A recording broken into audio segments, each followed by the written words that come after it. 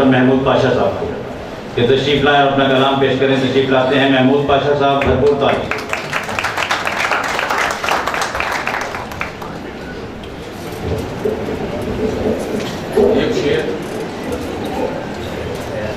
अभी हैवान मेरे जिस्म के खुलिये में जिंदा है, अभी हैवान मेरे जिस्म के खुलिये में जिंदा है, अभी कुछ वक्त बाकी है मेरे इंसान बनने में। अभी हैवान मेरे जिस्म के खुलिये में जिंदा है, अभी कुछ वक्त बाकी है मेरे इंसान बनने में। तो सैम मिस्री नज़्में आपकी खिदमत में पेश करता हूँ।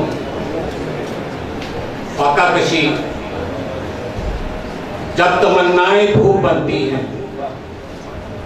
जब तमन्नाएं भूख बनती हैं, खोलकर अपनी बंद मुट्ठी को मैं लकीरों को चाट लेता।